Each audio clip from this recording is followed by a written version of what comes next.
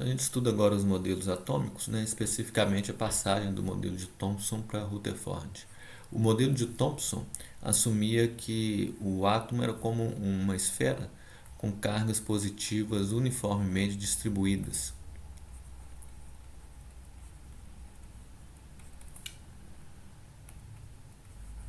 Então, de uma distribuição uniforme dessas cargas. Então não havia núcleo, né? E havia cargas negativas incrustadas ao longo de toda a esfera, né? Então as cargas negativas ficavam espalhadas por aí.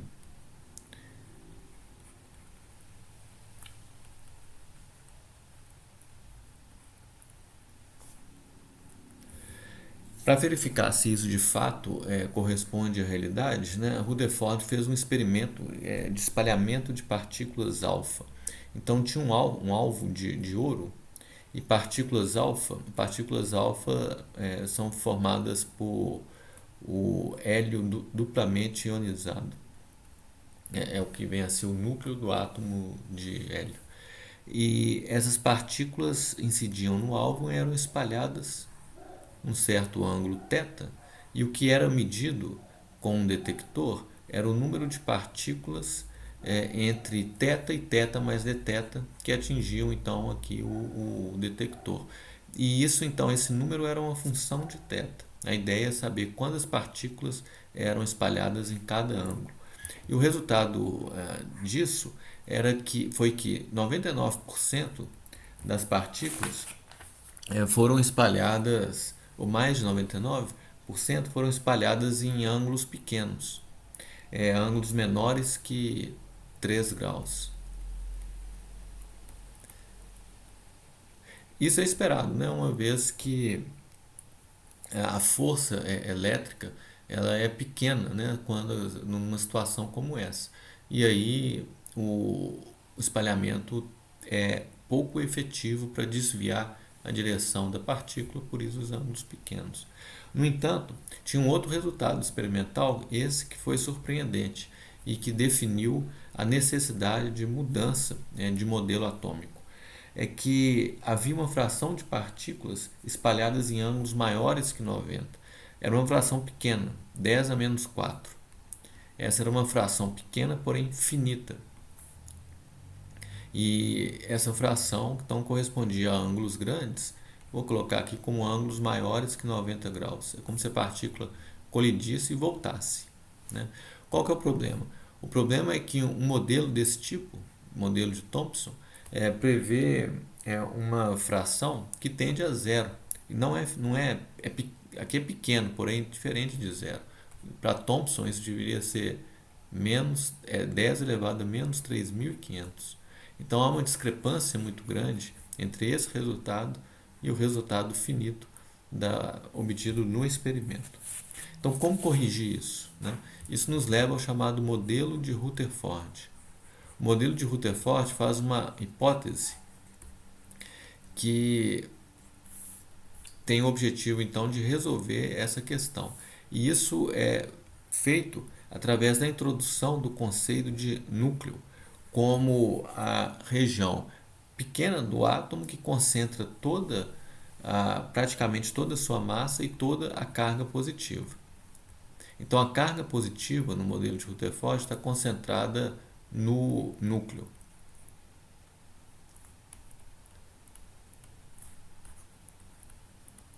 Quase toda a massa fica aí também. E os elétrons ficam, de alguma forma, que a gente vai discutir depois, em torno desse núcleo. Tá?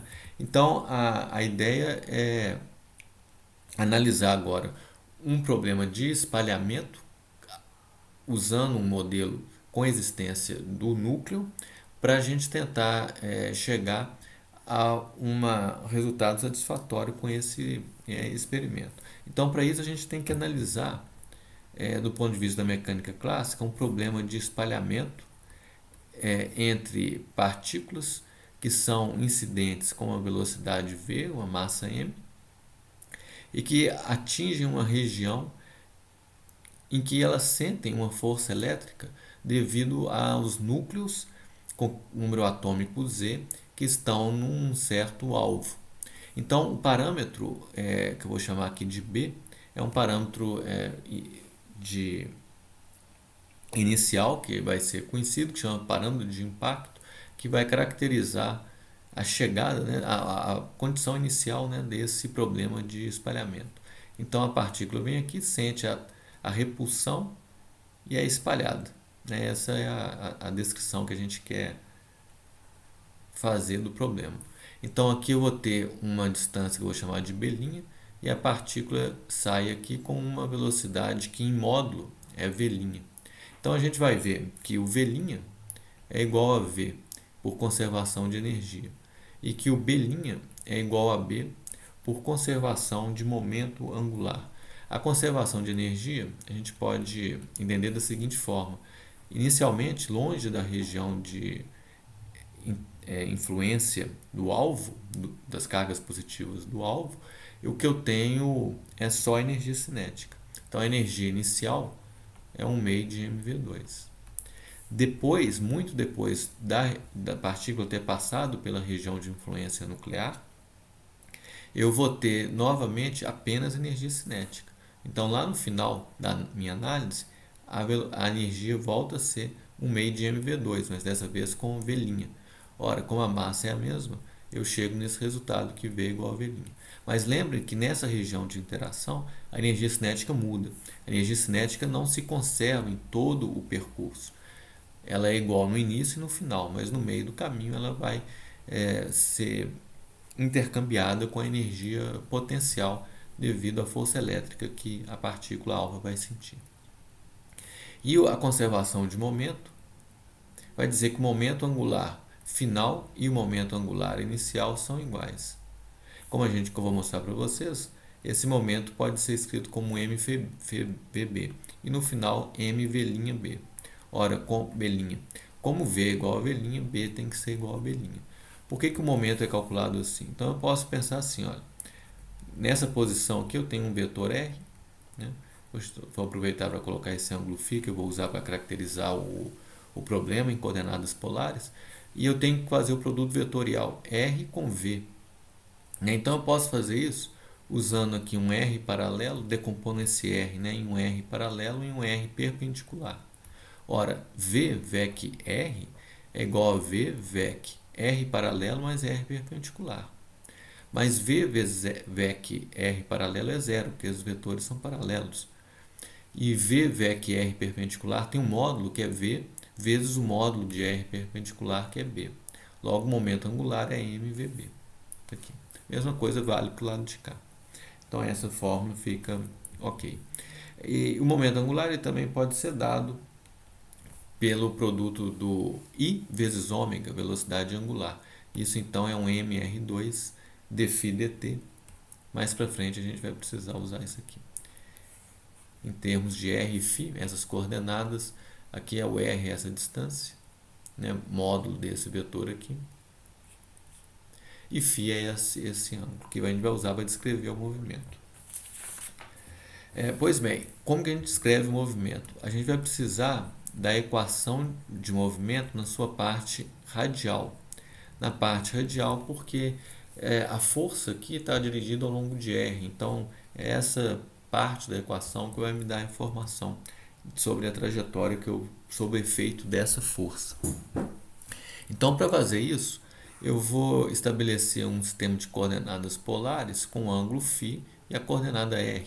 Eu posso definir, então, um unitário R e um unitário φ e escrevê-los em termos dos unitários fixos, né, cartesianos I e J.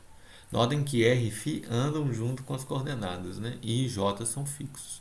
A gente pode escrever uns em termos dos outros, né? O I é um cosseno de φ menos na direção R menos seno de φ na direção φ unitário. O J, por sua vez, é um seno de φ na direção R unitário mais cosseno de φ na direção φ unitário. A gente pode ver que isso está correto fazendo as projeções. Lembrando que se esse ângulo é φ, esse ângulo aqui também é φ. E esse lado perpendicular a esse lado perpendicular a esse, faz com que esse ângulo também seja φ.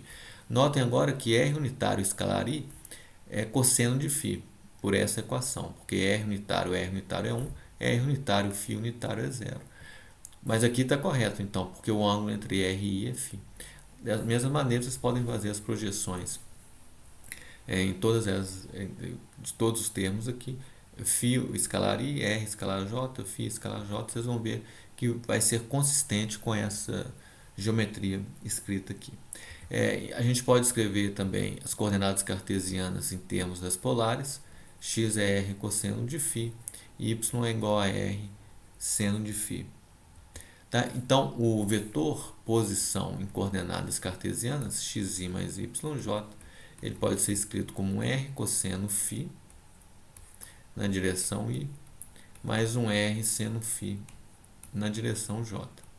Ora, se eu quero R ponto, eu posso escrever isso como um R ponto cosseno φ mais um R ou menos um R seno φ, φ ponto, isso na direção I, mais, aí derivo aqui também, eu vou ter R ponto seno φ mais R φ ponto cosseno φ na direção J.